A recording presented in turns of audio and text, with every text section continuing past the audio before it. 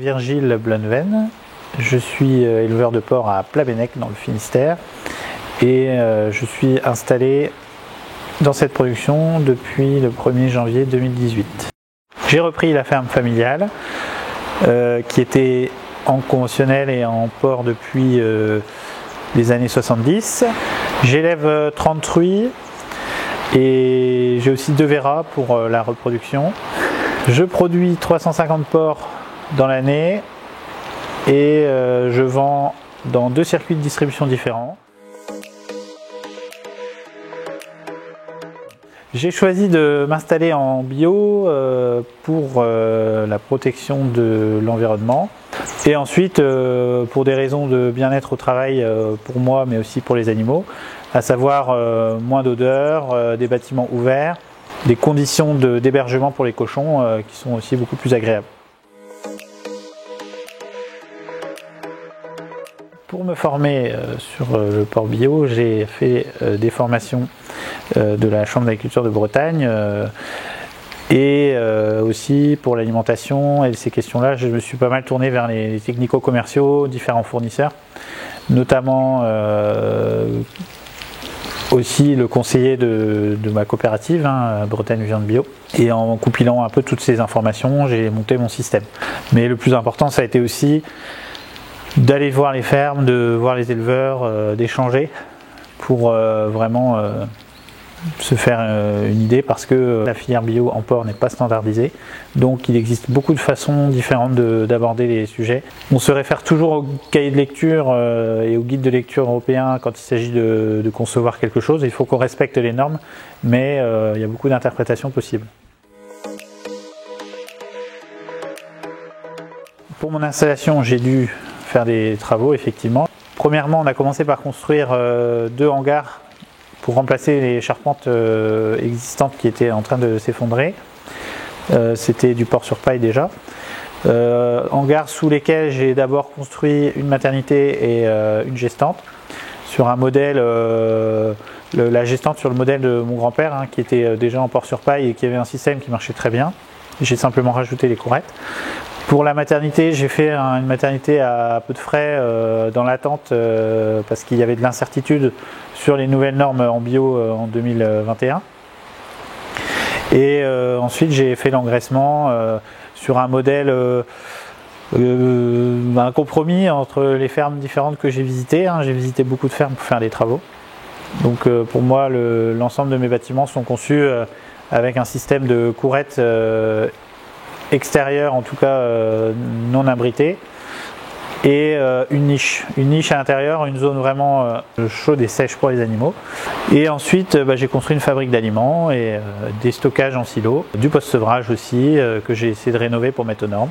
Il me reste encore de l'engraissement à faire, du post-sevrage à faire et une deuxième maternité pour avoir du meilleur roulement dans le suivi des truies et des bandes.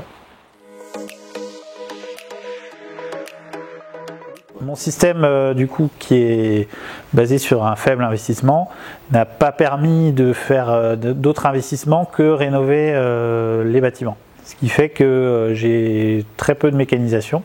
La seule mécanisation que j'ai, c'est cette vis magnifique qui me permet de monter l'alimentation dans la mélangeuse. Sinon, j'ai aucune chaîne de distribution, donc je fais tout au seau et au chariot. Le fumier est légèrement mécanisé aussi avec le tracteur, mais sinon c'est à la fourche. Donc c'est quand même optimisé, mais c'est pas trop mécanisé. Donc c'est sûr que ça demande de l'engagement physique. Ça ne durera pas éternellement, mais j'investirai pour faciliter mon travail que quand j'aurai les moyens de le faire. Par rapport à mes objectifs de départ, je suis plutôt, on va dire, à 60% de réaliser. D'une part, au niveau des travaux, j'ai pas pu avancer parce que je me suis très vite tourné vers la vente directe, ce qui n'était pas prévu au départ. Donc, il existe toujours des choses nouvelles qu'on fait, on saisit les opportunités. Comme j'ai pas fini mes travaux, j'ai pas pu non plus atteindre mes objectifs au niveau résultats techniques. Ça, c'est un peu mon projet là pour la 4e année. J'ai fait beaucoup d'autres choses qui n'étaient pas prévues et qui m'ont aussi permis d'en arriver là, même sans avoir fait des objectifs initiaux. Cette année, L'objectif, c'est déjà de mettre en place les indicateurs pour récolter l'information. C'est des choses que je n'ai pas faites depuis le début parce que je ne comprenais pas à quoi ça servait. Maintenant, je sais. Et donc, l'objectif, c'est d'avoir les indicateurs pour récolter les données de performance, des trucs de base comme les taux de natalité, le taux de sevrage, et ensuite quand même augmenter le nombre de porcelets, de charcutiers vendus, abattus.